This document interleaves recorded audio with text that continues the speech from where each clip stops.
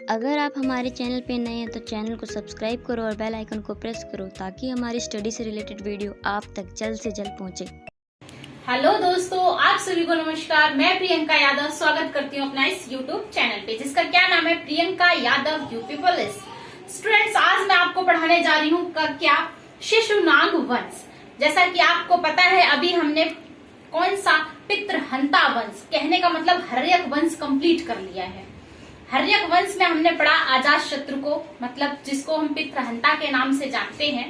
उसके बाद हर्यक वंश जैसे ही खत्म होता है, उसके लास्ट जो शासक होता है उसको शिशुनाग नामक व्यक्ति जो होता है उसकी हत्या कर देता है। उसके बाद शिशुनाग वंश की नींव रखी जाती है। तो आज हम पढ़ते हैं क्या शिशुनाग वंश, जिसका स्थापना किसने की, उसमें कौन कौन से राजा आए। ठीक है, देखो देखते हैं क्या शिशुनाग वंश। शिशुनाग वंश 412 ईस्वी पूर्व से 394 ईसा पूर्व तक रहा। तो सन हमने याद कर लिया, 412 से 394 ईसा पूर्व।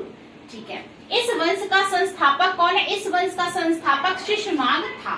तो जाहिर सी बात है, इस वंश का संस्थापक कौन होगा? शिशुनाग। इसकी सबसे बड़ी सफलता जो थी, अवंती राज्य को जीतकर उसे मगध साम्राज्य में मिलाना था। तो इसने सबसे पहले क्या किया? अवंती राज्य को जीता और उसको मगध में मिला के मगध का और विस्तार हो गया। इसने अपनी राजधानी क्या बनाई है? वैशाली। इसने अपनी राजधानी वैशाली में स्थानांतरित की। इसके बाद शिशुनाग के बाद आता है, इसमें जहां से ज्यादा क्वेश्चन नहीं बनते हैं, जो इम्पोर्टेंट है मैं बस उतना बताते चल रही हूँ। कालाशोक, इसको यार दूसरा आता है कालाशोक, जिसका उपनाम है काकवर्ण। क्या नाम है? काकवर्ण। इसका जो कार्यकाल रहता है वो कितना? 394 ईसा पूर्व से 366 ईसा पूर्व तक। कितना?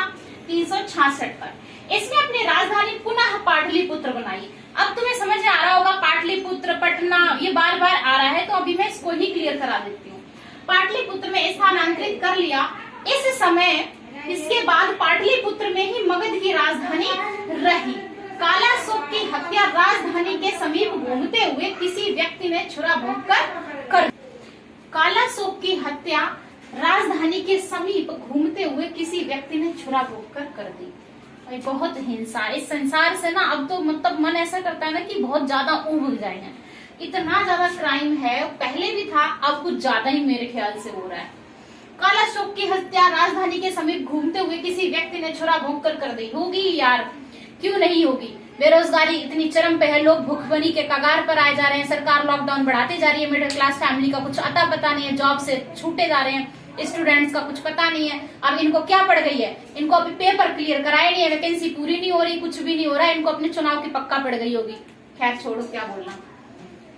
इसके बाद पाटलिपुत्र का इतिहास हम पढ़ लेते हैं, क्योंकि हम पाटलिपुत्र की बार बार जिक्र कर रहे हैं। तो मैं बताती हूँ क्या कि मगध शासकों ने गंगा व सोन के संगम पर पाटलिपुत्र नामक एक दुर्ग निर्माण कराया। मगध शासकों ने गंगा व सोन के संगम पर पाटलिपुत्र नामक एक दुर्ग का निर्माण कराया। बाद में इसका नाम पाटलिपुत्र रखा। बाद में एक किला बनवाया, उस किले का नाम क्या रखा गया? पाटलिपुत्र रखा गया। हर्यक वंश के शासक उदयन कौन था? अजात शत्रु का पुत्र था, जिसने अपने ही पिता किसकी, अजात शत्रु की हत्या कर दी थी। मैंने कहा था इतिहास गवाह है, अगर तुम गलत करोगे तो तुम्हारे साथ गलत होगा। उदयन ने अपनी राजधानी भी पाटलिपुत्र से राजगृह स्थानांतरित कर ली। उसके बाद राजगृह के बाद पाटलिपुत्र में कौन? मौर्य साम्राज्य के संस्थापक चंद्रगुप्त मौर्य व अशोक। चंद्रगुप्त मौर्य व अशोक जो उनके पोता हैं, ने शासन किया। मौर्य साम्राज्य की राजधानी व एशिया का सबसे बड़ा नगर बना। क्या? मगध का पाटलिपुत्र। आगे बढ़ते हैं क्या। चीनी यात्री ही 7वीं ईस्वी में यहाँ आया, तो यह नगर खंडर में बदला हुआ मिला। यह नगर खंडर में बदला हुआ मिला। वर्तमान में पाटलिपुत्र का नाम पटना है, और जो आधुनिक बिहार की राजधानी है, इस समय जो बिहार की राजधानी है। बात समझ में आई होगी, मैंने आपको बताया। शिशुनाग लेते हैं एक क्विक रिवीजन। शिशुनाग वंश की स्थापना किसने? स्वयं शिशुनाग ने की है। इसने सबसे बड़ी सफलता इसकी ये थी कि अवंती राज्य को जीतकर इसने मगध में मिला लिया। इसने अपनी राजधानी वैशाली में स्थानांतरित की। इसके बाद शिशुनाग के बाद हम किसकी बात करते हैं? कालाशोक की। कालाशोक का उपनाम जो है वो काकवर्ण है। 394 ईसा पूर्व से 366 ईसा पूर्व तक इसने अपनी राजधानी पुनः पाटलिपुत्र बनाई। इस समय इसके बाद पाटलिपुत्र से ही मगध की राजधानी रही, और कालाशोक की हत्या राजधानी के समीप घूमते हुए एक व्यक्ति ने छुरा भोंक कर दी। इसके बाद बात करते हैं पाटलिपुत्र का इतिहास की। तो पाटलिपुत्र का इतिहास क्या रहा है कि मगध शासकों ने गंगा व सोन के संगम पर पाटलिपुत्र नगर की स्थापना की, जिसका नाम बाद में पाटलिपुत्र रहा।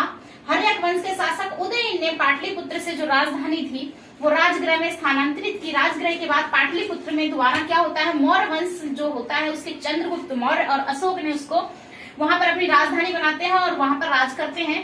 और जो एशिया का सबसे बड़ा नगर होता है मेन चीनी यात्री जो है, ठीक है, ये आता है 7वीं ईसा पूर्व में।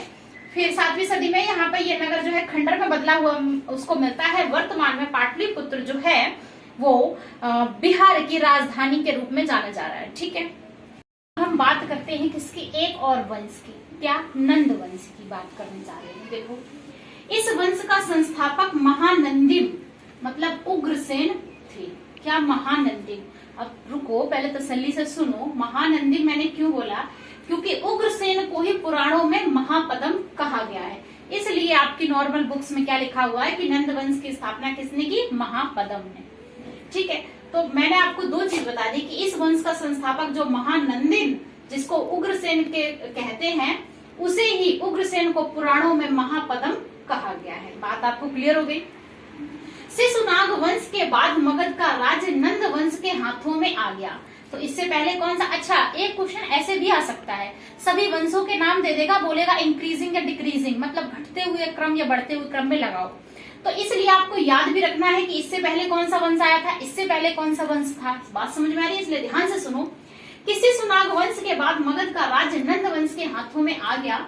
महानंदिम, जिसकी हम बात कर रहे हैं, महानंदिम ने इस नंद वंश की स्थापना की, परंतु इसका वध एक शूद्र दासी पुत्र महापदम नंद ने कर दिया।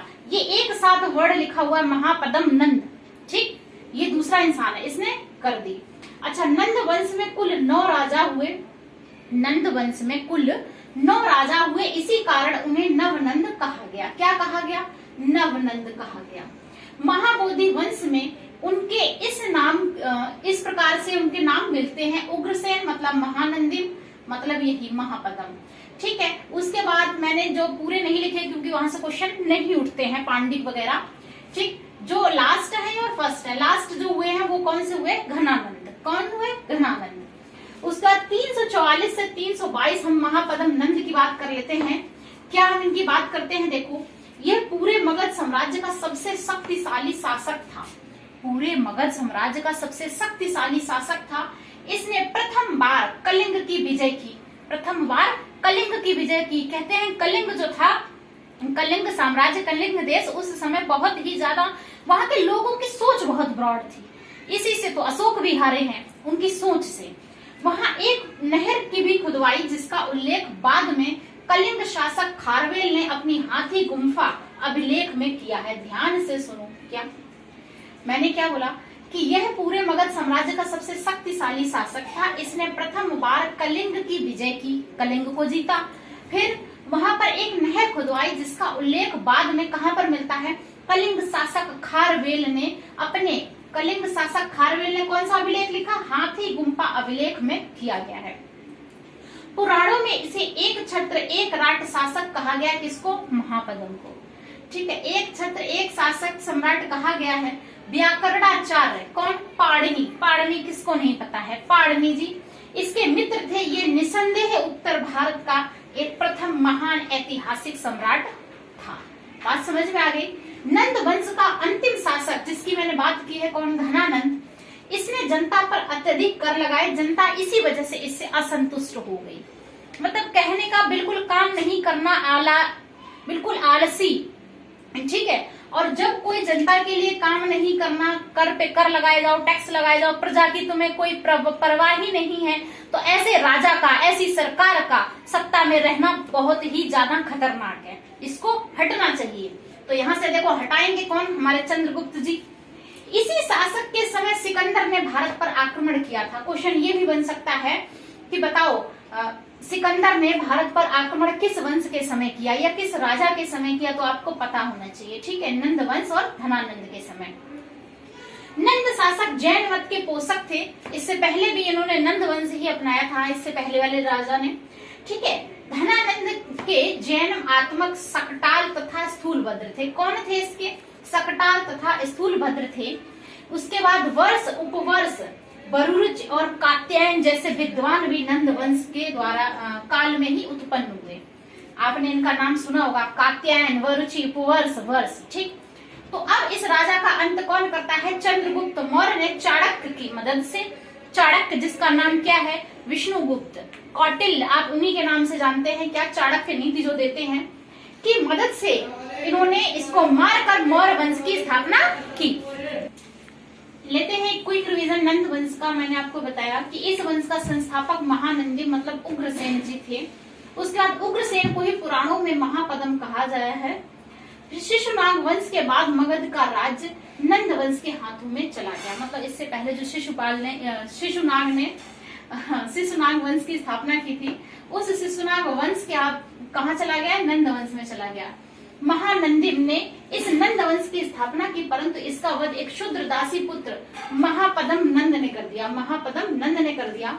नंद वंश में कुल 9 राजा हुए, इसी कारण से उन्हें नववंद कहा जाता है, नव नंद कहा जाता है।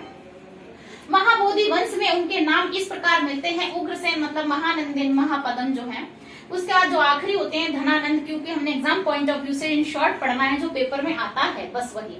तो महापद्म नंद 344 से 322 ईसा पूर्व की बात कर रहे हैं। ये पूरे मगध साम्राज्य का सबसे शक्तिशाली शासक था।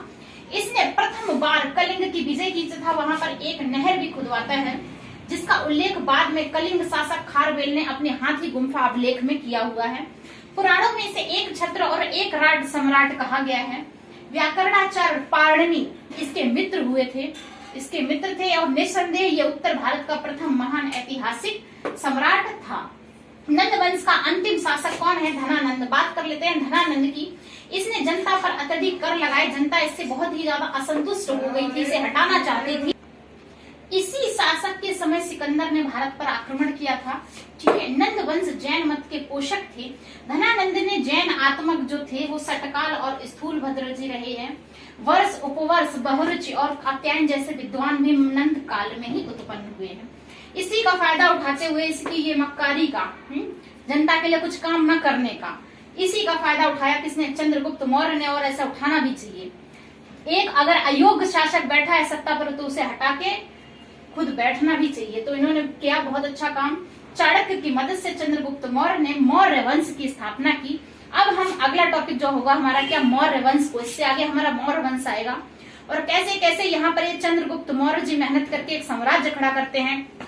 इसी में हमारे बिंदुसार और अशोक जैसे लोग आगे आते हैं, जो बहुत ही अच्छा समाज को संदेश भी मिलेगा अभी।